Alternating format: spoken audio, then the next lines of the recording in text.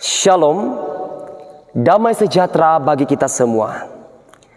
Senang bisa menjumpai Bapak Ibu Saudara-saudari sekalian dimanapun berada dalam program Digital Preaching. Perkenalkan, nama saya Brata Agitama STH.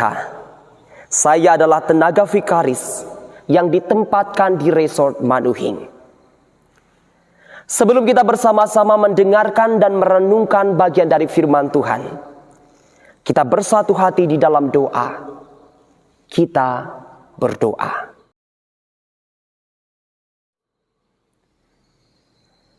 Sebab Tuhan yang berfirman dan mengatakan bahwa kami hidup tidak hanya melalui roti, makanan, dan minuman saja, melainkan dari firman yang keluar dari mulut Allah.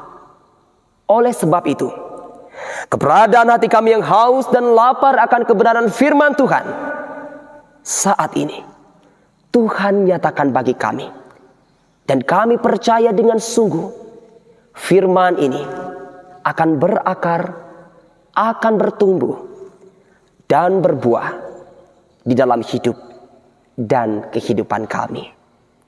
Amin.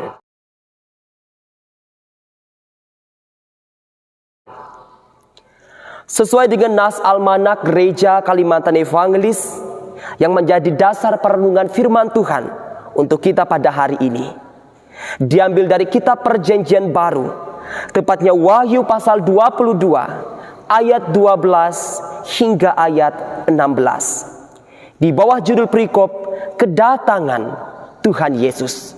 Demikian bunyi firman Allah.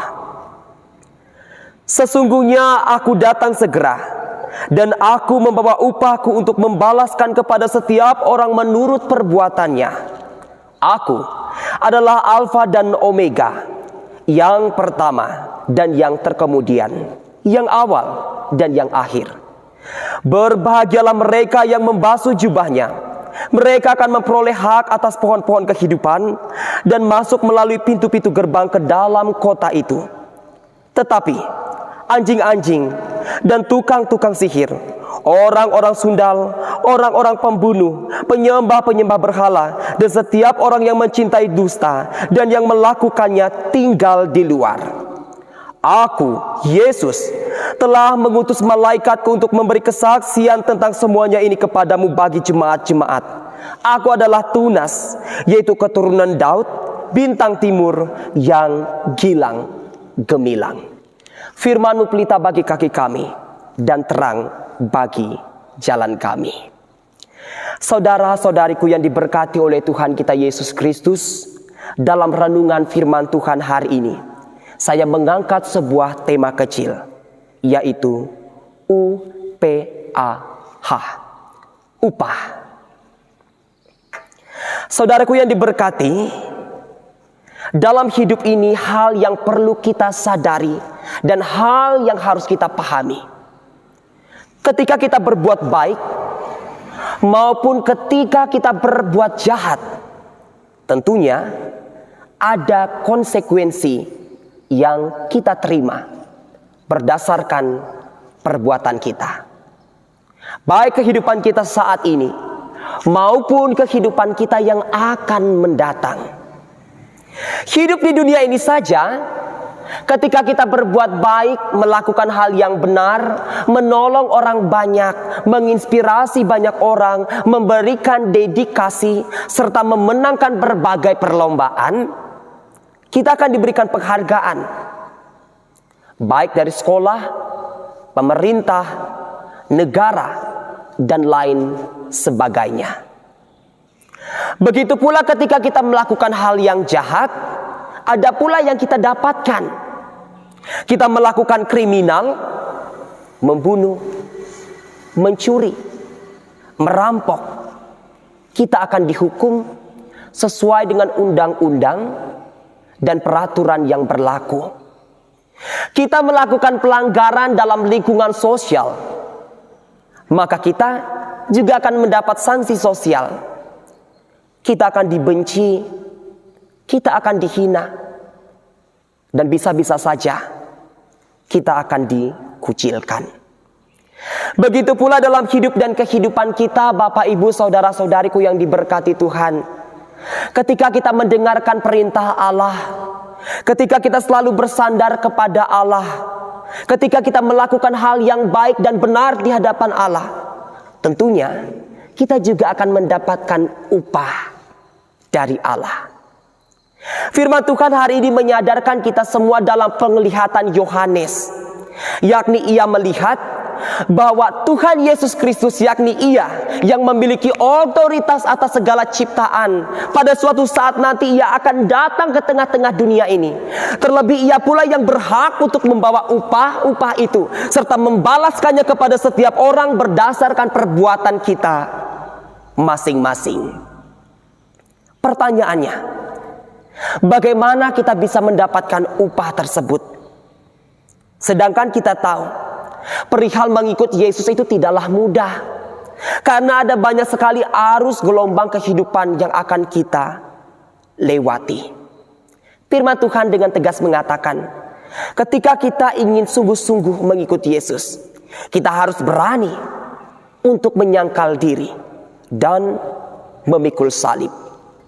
Menyangkal diri, bagaimana kita mengesampingkan keinginan duniawi kita dan memfokuskan seluruh hidup dan kehidupan kita hanya bagi kemuliaan nama Allah.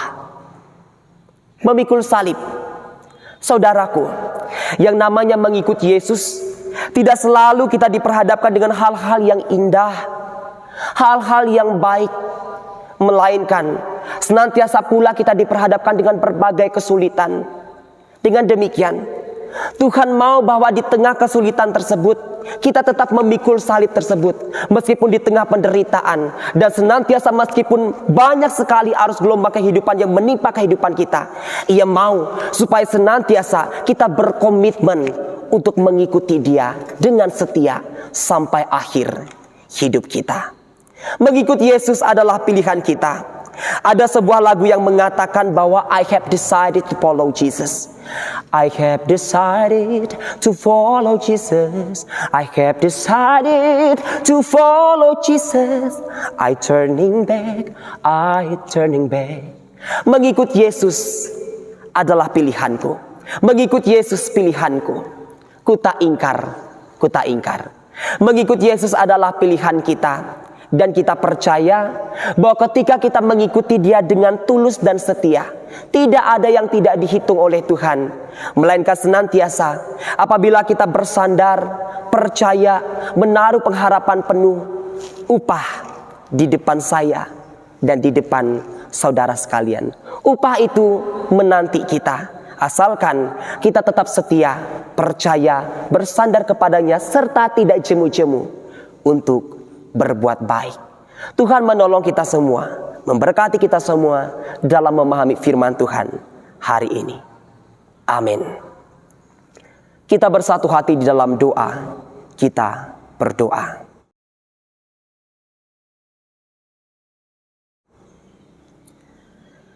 Terima kasih buat firman Tuhan yang sungguh luar biasa. Sungguh singkat kami dengar dan kami renungkan bersama.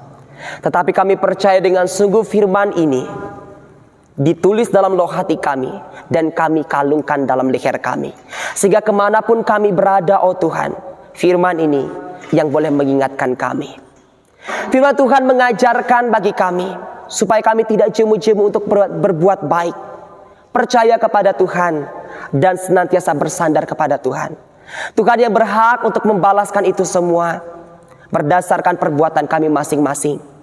Karena itu tolonglah kami untuk senantiasa berada dalam pemeliharaan Tuhan di dalam hidup dan kehidupan kami. Diberkati bangsa dan negara kami di tengah keberadaan korupsi, polusi, nepotisme. Di tengah pula ada banyak sekali menimpa pandemi COVID-19. Belum lagi ada banyak sekali saudara-saudari kami yang ditimpa bencana alam. Tuhan kuatkan mereka. Diberkati para pemimpin kami, dari tingkat atas hingga tingkat rendah, siapapun yang dipakai untuk memimpin kami, diberikan hikmat dan kebijaksanaan.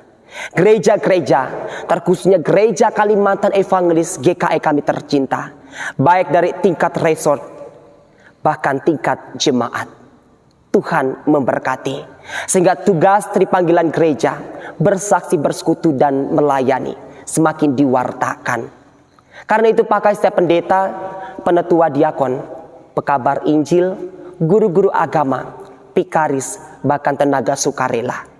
Pakai kehidupan mereka, pergunakan setiap talenta dan anugerah yang diberikan oleh Tuhan, supaya senantiasa nama Allah yang dipuji dan dipermuliakan. Dengan demikian, melalui mulut dan tangan-tangan kami, kabar keselamatan semakin diwartakan di tengah-tengah dunia ini.